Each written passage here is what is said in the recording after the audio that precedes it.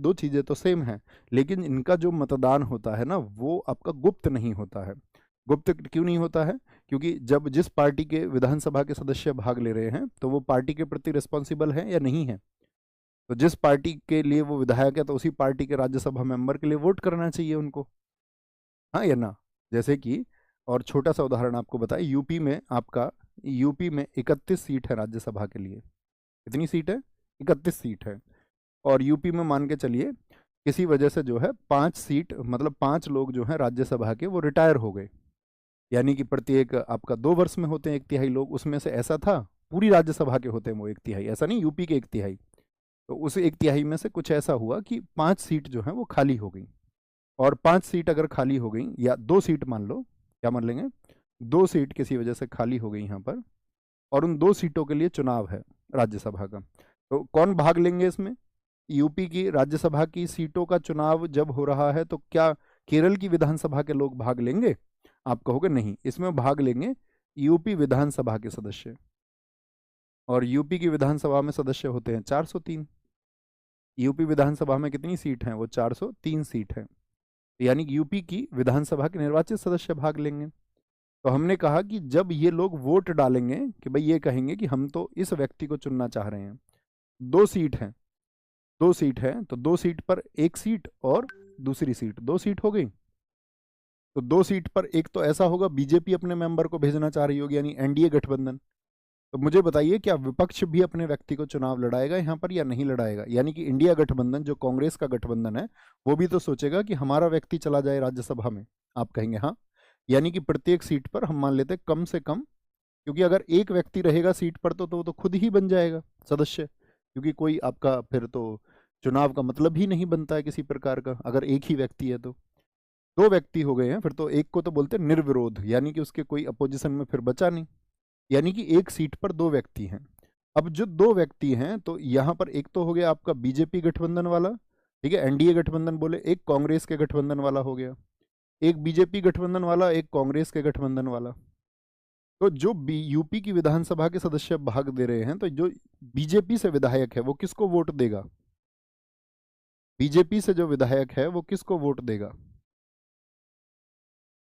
बताइए जरा, बीजेपी से जो विधायक है वो किसको वोट देगा? तो आप कहेंगे कि वो वोट देगा किसको, मतलब व्यवहारिक बात करें थोड़ा सा प्रैक्टिकल होके, किसको वोट देगा? तो बीजेपी समर्थित उम्मीदवार को वोट देगा, हाँ या ना? आप कहेंगे हाँ बिल्कुल देगा भैया वोट उसी को। तो जब वो उसको वोट दे रहा है, और मान के चलिए तो अगर मतदान जो है खुला नहीं होता, मतदान जो है खुला नहीं होता, इसको अगर खुला ना किया जाए तो फिर क्या होगा? तो इसको हमने बोल दिया कि ये आंशिक खुला मतदान होता है। अभी इस पर बात करेंगे, चर्चा करेंगे कि अगर ये आंशिक खुला मतदान नहीं होता तो विधायकों की खरीद फरोख्त होती या नहीं होती? क्या बोलेंगे? आपका इसको बोलते हैं partial open voting. Partial open voting इसको हम कहते हैं, पार्शियल ओपन वोटिंग। तो जो बीजेपी वाले हैं किसको खरीदते फिर? अगर मान के चलो इनको लग रहा है कि हमको किसी विधायक का मत चाहिए तो उसको पैसे दे करके खरीद फरोख्त होती या नहीं होती? आप कहेंगे बिल्कुल चांसेस थे। ऐसे ही कांग्रेस वाले खरीदते या नहीं खरीदते? तो आप कहेंगे बिल्कुल खरीदते, इस तरह की खरीद फरोख्त में वो शामिल हो जाते। और व्यक्ति जो है चुना तो किसी पार्टी से गया है और अपने दल को बदल लेता, यानी अपने मत को बदल लेता, ठीक है। और इनको हम जब आपको दल बदल समझाएंगे, जब 52वां संविधान संशोधन हम पढ़ेंगे तब और विस्तार से बताएंगे कि कौन कौन सी स्थितियां हो सकती हैं। इतनी बात समझ में आई? अब इसको समझना है, बहुत दिन से आप इसको पढ़ रहे हैं, एकल संक्रमण मत आनुपातिक प्रतिनिधित्व। तो मैंने आपसे कहा है राष्ट्रपति के चुनाव को तो हम जानेंगे। सबसे पहले मैं एक बार फिर से रिपीट करूंगा, आपको एफपीपीएस पता है या नहीं पता है? तभी आप इसको समझ पाएंगे। एफपीपीएस,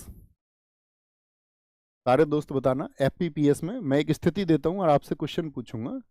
4 उम्मीदवार हैं ए बी सी डी, एक को 22% वोट मिले, एक को 22 मिले, एक को 22 मिले, ठीक है, और आपका डी और ई भी ले लीजिए, ठीक है। एक को फिर से आपका 12% वोट मिले, 12 नहीं 11% देंगे, नहीं तो स्थिति बिगड़ जाएगी। 11% वोट मिले और एक को 23% वोट मिले, तो किसकी जीत होगी? एफपीपीएस प्रणाली में कौन जीत जाएगा, किसको विजित घोषित किया जाएगा? वो विल बी द विनर। तो आप कहेंगे भैया ये कौन हो जाता है एफपीपीएस में? क्योंकि इसको सबसे ज़्यादा वोट मिले हैं तो ये विजेता हो जाता है, ये विनर हो जाता है। क्या हो जाता है? विनर हो जाता है, विनर। ठीक है, विजेता नाम से मुझे याद आया, अगर आपके पास कभी समय हो, जब आपको लगता हो, मैं उन छात्रों की बात कर रहा हूँ जो पहले से खुद को तैयार कर चुके हैं, तो आपको यूट्यूब पे, हालांकि मैंने एक सीरीज कराई हुई है विजेता सीरीज, अगर आपको कभी एमसीक्यू की प्रैक्टिस करनी है, तो इस बार एसएससी सीजीएल में मेंस में बच्चों का बहुत अच्छा रिजल्ट रहा है। ठीक है, काफ़ी बच्चों ने, हालांकि मेंस में इस बार जीएस जो है थोड़ी अटपटी और बड़ी टफ पूछी गई थी, लेकिन फिर भी उसको काफ़ी लोगों ने उसको सराहा है और बहुत अच्छे रिजल्ट्स रहे हैं उसमें। तो आप भी जब चीज़ों को अपनी को तैयार कर लें, तो एक बार उस सीरीज से एमसीक्यू प्रैक्टिस जरूर करना, चाहे बाद में करें, कभी भी करें। मतलब आनुपातिक प्रतिनिधित्व पर, आनुपातिक प्रतिनिधित्व में चुनाव कैसे होता है, ये डिफरेंट कैसे है थोड़ा, यानी कि प्रोपोर्शनल रिप्रेजेंटेशन की बात हम कर रहे हैं, तो वो अलग कैसे है इससे, वो थोड़ा समझे, और अगर ये समझ तुम्हारी विकसित हो गई, तो आप एक एडवांस लेवल पे पहुंच जाओगे। आनुपातिक प्रतिनिधित्व यानी कि इसके लिए कौन सी प्रणाली है, एकल संक्रमणीय मत, सिंगल ट्रांसफरेबल वोट। क्या होता है ये ट्रांसफरेबल शब्द क्यों है, इसी का सारा खेल है। जैसे यहाँ पर हम 4 कैंडिडेट लेते हैं, मान के चलो 4 पार्टियों के जो उम्मीदवार थे वो थे आपका ए, बी, सी, डी, ये उम्मीदवार थे, और ए उम्मीदवार, बी उम्मीदवार, सी उम्मीदवार, डी उम्मीदवार। 4 उम्मीदवार थे किसी एक राज्यसभा सीट के लिए, कहीं पर भी वो खाली हुई हो, किसी भी राज्य में खाली हुई हो। ठीक है, अब तो भाग कौन लेंगे, राज्य की विधानसभाओं के सदस्य लेंगे, ये कॉन्सेप्ट क्लियर है। सबसे पहले दिमाग में होना चाहिए, इनके चुनाव में जो भाग लेते हैं वो राज्य की विधानसभा, तो किस राज्य की विधानसभा, तो सभी राज्यसभा सीटों के लिए सभी आपका राज्यों की विधानसभा। लेकिन जब किसी एक राज्य में कोई सीट खाली हुई है, मान के चलो, इसका एक परफेक्ट कैलकुलेशन आता है हरियाणा से, 90 सीटों का। हरियाणा में विधानसभा की सीटें अभी जान लीजिए, हरियाणा में जो विधानसभा की सीटें हैं वो कितनी हैं, विधानसभा की सीट हैं हरियाणा में 90, कितना है, 90 सीट हैं। और हरियाणा में अगर मैं आपको बताऊं, हरियाणा में जो आपका राज्यसभा सीट है, राज्यसभा सीट उनकी संख्या है 5। हरियाणा में जो राज्यसभा सीट हैं, अब आप अपने हिसाब से जब भी कोई कैलकुलेशन करनी हो तो आप अपने स्टेट को रख लेना। ठीक है, उसकी प्रैक्टिस आज आप करना घर पे, जो भी आपका स्टेट हो। ठीक है, 90 सीट यहाँ पर होंगी, 90, और यहाँ पर कितनी होंगी, आपका राज्यसभा सीट है।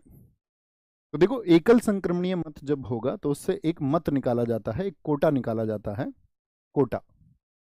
उस कोटा का क्या मतलब होता है, कोटा, कोटा होता है कि जो विधायक हैं उस राज्य के, अभी हम हरियाणा राज्यसभा सीट के लिए बात कर रहे हैं, ठीक है, उदाहरण के लिए आप जैसे यूपी चाहते हैं तो यूपी रख लेना, उसमें 403 सीट होंगी, लेकिन इससे कैलकुलेशन आसान होती है, इसीलिए हम हरियाणा को लेते हैं। सीट +1 +1, इस फॉर्मूले को देखिए, राज्यसभा सीटों का कोटा क्या है, इसको 1-2 बार बहुत ध्यान से देखना है, जितने वहां पर विधायक हैं बटे वहां पर जितनी सीटों के लिए चुनाव होना, ये सीटें ये नहीं कि कुल कितनी सीट हैं, विधायक कहां पर, उस राज्य में, उस स्टेट में, और सीट का मतलब जितनी सीट के लिए चुनाव है, सीट कितनी होंगी, कुल सीट मत समझ लेना, जितने के लिए चुनाव हो।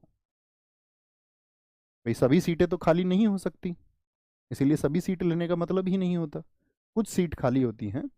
जैसे हम मान लेते हैं उदाहरण के लिए, एक एग्जाम्पल के लिए हम मान लेते हैं, हरियाणा में 2 राज्यसभा सीटों पर चुनाव होने, इस स्थिति पर हम विचार करेंगे, 2 राज्यसभा सीटों पर चुनाव होने हैं। आंसर करें जरा पहले फटाफट से, समझे कितनी सीटों पर चुनाव कराना है, चुनाव होने हैं राज्यसभा के। भाई लोकसभा में तो कोई दिक्कत ही नहीं है, लोकसभा में तो सीधे पार्टिसिपेट किया जाएगा। तो ये बात समझ में आई। अब इस फॉर्मूले में जरा वैल्यू रख के बताओ कितना आया, सबका आंसर आए। तो यानी कि हरियाणा के चुनाव के लिए कोटा कितना हो जाएगा, तो आप कहेंगे वहां पर विधायक कुल होंगे 90, क्योंकि सभी भाग लेंगे, और सीट कितनी है जिन पर चुनाव होना है, 2 + 1, तो कितनी वैल्यू आ जाएगी, 90/3 यानी 30, और 30 + 1, तो हरियाणा के चुनाव के लिए जो कोटा निकल के आया वो कितना आया, 31। यानी उसको साथ ही आपका 31 मिलना चाहिए। 90 में से 31 जिसको मिल जाएगा वो राज्यसभा की सीट पर पहुंच जाएगा, वो राज्यसभा का सांसद बन। बात क्लियर है? बात क्लियर है? एक बार बताएंगे यहाँ तक की, फिर हम और स्थितियों पर बात करेंगे। अगर यहाँ तक की बात क्लियर है, अब आप उदाहरण के लिए मान के चलो यूपी आप रखना चाहते हो, तो यूपी में 403 सीट हैं और यूपी की आपका मान के चलो 4 सीटों पर चुनाव करना है, तो 403/4 + 1 + 1, किसी भी राज्य को आप रख लीजिए इसमें, जैसे कि हम आपका और महाराष्ट्र की बात कर सकते हैं, 288 बटे वहाँ पर 3 सीटों पर चुनाव होना है, तो 3 + 1 + 1 कैलकुलेट कर लेंगे। आसान है, कोई भी कैलकुलेशन आपको करनी है, कोई दिक्कत नहीं आनी चाहिए। इतना गणित तो आप सब जानते हैं, मुझसे ज़्यादा गणित आप जानते हैं। अच्छा, यहाँ पर एक बात बताओ मुझे, तो ये तो हो गया। अब इस स्थिति पे बात करते हैं कि भाई 2 सीट हैं, 2 सीटों पर हमको चुनाव कराने हैं, तो पहले एक सीट की बात करेंगे तो दूसरी पे भी सेम प्रक्रिया होगी। ऐसा नहीं है कि एक सीट के लिए अलग तरीके से कोई चुनाव होंगे, दूसरी के लिए। राज्यसभा की सभी सीटों के लिए समान तरीके से चुनाव होता है, एक ही सेम मेथड होगा, तो एक सीट को समझ जाएंगे तो सभी का समझेंगे। 4 उम्मीदवार थे, एक बीजेपी से या आपका एक कांग्रेस से या एक अन्य 2 दल थे, उन्होंने भी अपने राज्यसभा उम्मीदवारों को खड़ा किया कि भाई हमारे भी जीतेंगे।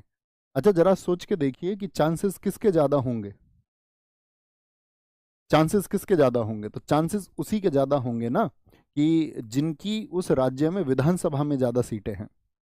जैसे यूपी में किसी राज्यसभा सीट के लिए चुनाव होने जा रहे हैं, तो यूपी में विधायक किस पार्टी के सबसे ज़्यादा हैं, तो वही तो मत अपने वाले को ज़्यादा देंगे, तो उसी पार्टी के जीतने के चांस ज़्यादा हो जाते हैं, ये याद रख लेना।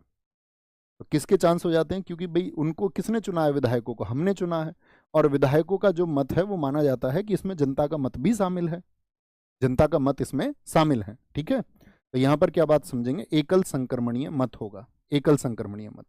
इतनी बात में क्या समझेंगे? जैसे चुनाव हुआ तो ए के पक्ष में यहाँ पर मान के चलते हैं, एक स्थिति पर विचार करना कि ए को मिले यहाँ पर 15 व्यक्तियों ने इसको वोट डाला, बी को 35 व्यक्तियों ने वोट डाला, 35 व्यक्तियों ने वोट डाला, और सी को जो वोट डाला है वो आपका 24 लोगों ने वोट डाला है, और इसको जो वोट डाला है वो आपका 16 लोगों ने वोट डाला है। कितना बोलेंगे? 45 कर लीजिए इसको, पूरा 100 हो जाएगा, क्योंकि एक को शुरुआत में जिता देते हैं, तब चीज़ें आसान हो जाएंगी सीखनी। ऐसे वोट मिली, तो मुझे बताइए जीतेगा कौन? 35 पर भी जीत जाता हालांकि, तो क्यों, कौन राज्यसभा सीट किसको मिल जाएगी? ए को, बी को, सी को या डी को? 31 चाहिए थे, वोटिंग हुई, कुछ विधायकों ने जो अपना मत है वो ए को दिया, कुछ ने बी को दिया, कुछ ने सी को दिया, कुछ ने डी को दिया अपना मत। वो मत कैसे दिया जाता है? इसी को एकल संक्रमणीय मत कहते हैं। जैसे कि एकल संक्रमणीय मत क्या होगा? इसमें ऐसा नहीं है कि आप सिर्फ बी को वोट दे देंगे, नहीं, आपको सबको वोट देना है, सबको। तो सबको वोट कैसे दे? मतलब ऐसा नहीं होता है जैसे आपने कभी वोट डालेंगे आप, या आपने डाला होगा, तो आप देखेंगे आप अपनी चॉइस से विधानसभा में, लोकसभा में एक व्यक्ति को चुन लेते हैं कि ये पंजा हमने चुन लिया कांग्रेस को, या हमने बीजेपी को, कमल का फूल हमने चुन लिया, या साइकिल पे वोट दबा दिया समाजवादी पार्टी को, या ये हाथी का बटन प्रेस कर दिया समाजवादी पार्टी को, कुछ लोग आम आदमी पार्टी को वोट देते हैं, ईटीसी। तो यहाँ पर ऐसा नहीं होता है, यहाँ पर आपको सबको वोट देना होगा, लेकिन आप अपनी चॉइस बताओगे। जैसे आपसे मैं आपको बोल दूं कि आप अपनी एक बात बताओ, मैं आपको 4 मूवीज बताता हूँ, 4 मूवीज, आप पहले नंबर पर किस मूवी को रखना चाहेंगे?